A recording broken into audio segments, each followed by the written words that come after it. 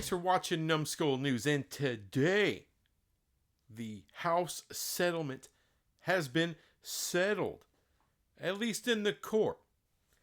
Still leaves a lot of questions. Does it really stop lawsuits? Apparently not. The judge said, hey, future athletes can still sue. This leaves Deloitte in a bit of a pickle, doesn't it?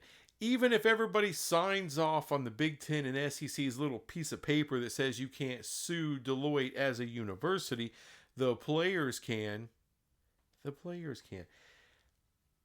Look, folks, they're not going to allow you to stop player movement. It's too much.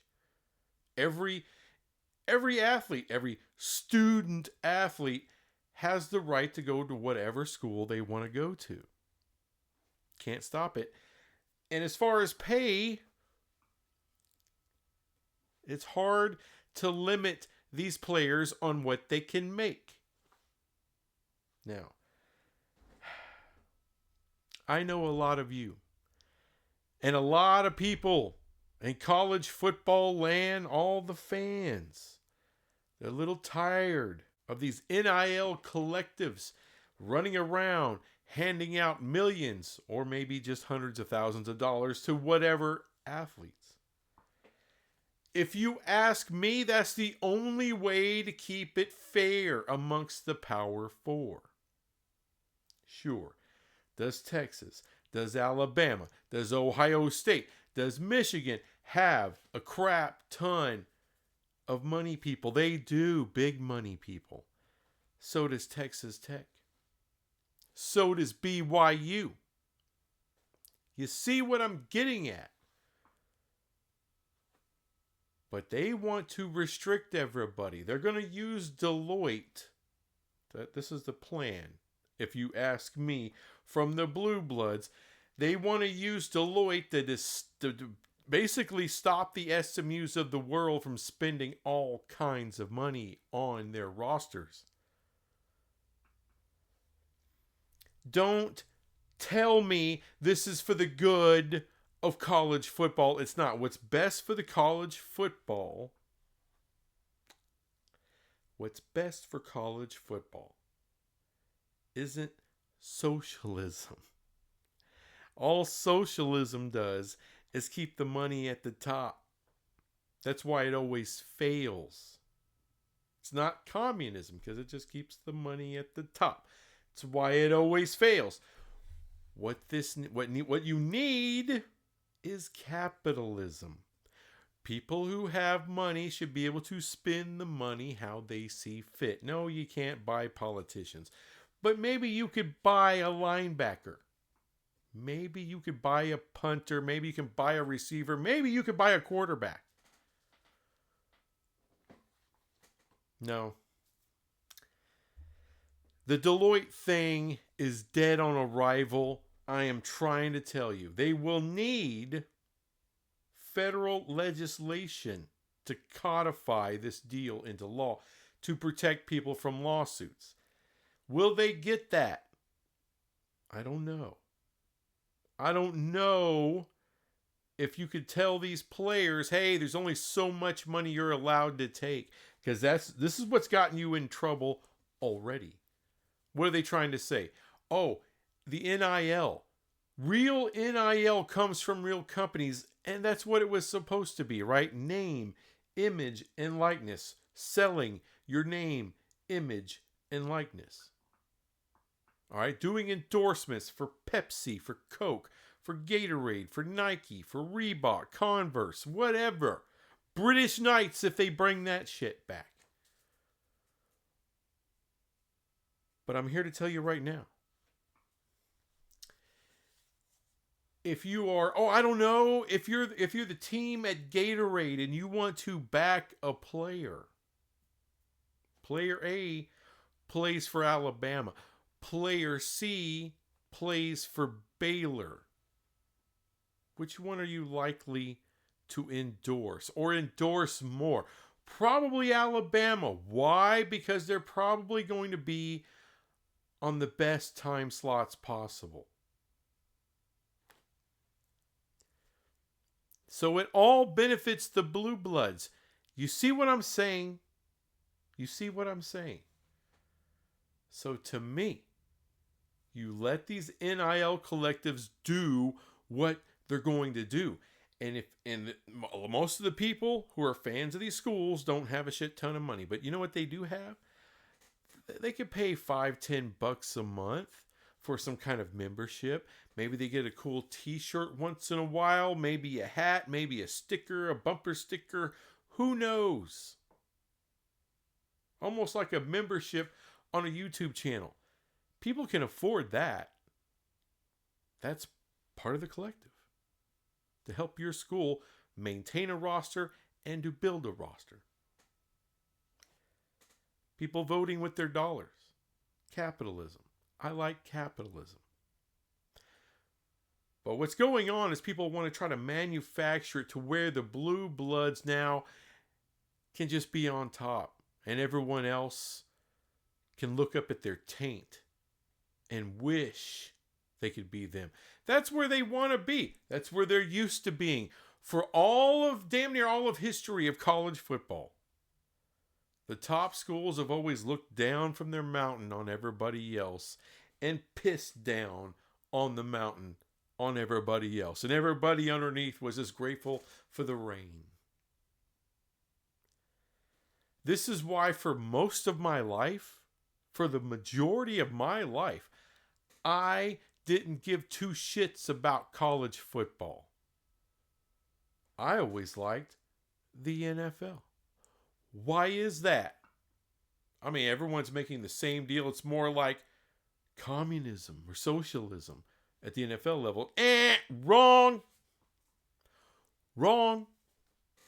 Sure, there is a cap for everybody, but everybody makes a shit ton of money. Some teams make a whole lot more money than others. Why? Because there's none of this not-for-profit bullshit. It's these rich-ass owners, and they all want to win. Or, most. Some of them are just, want to collect the check. It's an investment only, and if you win, then okay. It's cherry on top. But if you think about it, all 32 teams have equal chances of winning. The draft is weighted to the worst get the best picks, unless they trade them away. Everybody has the same budget to spend on free agents. See, that's 32 teams that are pretty much, even though there's not equal value between the 32 teams, but things are equitable. And there's nothing wrong with that. It's a game, right? You want everyone to have a fair shot in a game. Here's the problem with college football, and it's always been the problem. It's always been the haves, the have-nots, and the who gives a shits. All the way at the bottom. And you're talking Division 1. Not through the different divisions. No. For years it was the Power 5, but it really wasn't the Power 5. It was the handful of blue bloods in each one of those conferences that really ruled everything. This is why there's a house case now. Because those damn blue bloods didn't want player movement, and they didn't want players getting paid. They were greedy as shit, and they've been that way the whole time. And it drove me nuts. The local team here has been TCU. I've been rocking with them and supporting them since before their Mountain West days, and they've been everywhere. This slow rise through the years. After the Southwest Conference went to shit, their rise back to prominence in a power conference. This is why I love the Big 12 now. Because there's a bunch of teams out here that never really were given a shot because the system always works against them. Always. And it always worked for the select few. That's communism.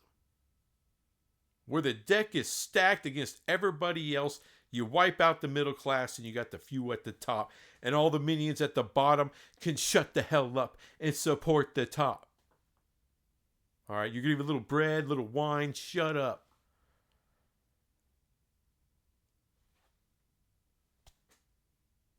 But once Texas and OU left, then, I was like, wow, what's going to happen to the Big 12? Now I'm invested. All of a sudden, I start watching games again. So I started watching them back in the day. And like I said, I quickly realized that, only a few of these teams actually ever have a shot at doing jack shit. So what's the support? What's the love? Because I could love more than one team. I could support a whole conference like I do now. I just have a bad feeling about the Deloitte thing. That's all I'm saying. But the exciting thing about this thing getting settled, now we're going to start seeing and hearing about movement. Whether that's private capital deals, whether that's expansion of the Big 10, the Big 12, the SEC. Now we're going to see what's going to go on with the ACC. Are they going to survive? Can they survive? Is it even an option?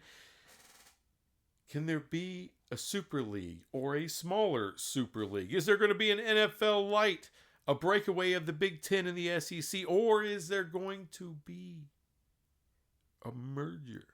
Possible merger between the Big 12 and the ACC. A lot of people doubt it, but we're going to find out. All these things will be revealed. We had to get past this hurdle. The snowball has been tipped over the edge, and now the avalanche. That's what we're waiting for. That's the big thing we're waiting for. How is that avalanche going to happen? Who's the shit going to land on? Who's going to get buried? Who's going to survive? We're going to get to find out. Finally, this was the first hurdle, and it's over. Of course, there will be lawsuits. Of course, there's going to be arguments. There's going to be all kinds of fun. But that's what we're here for, damn it. That's what we're here for. To have some fun. Let's have some damn fun. So, thanks for watching this crap.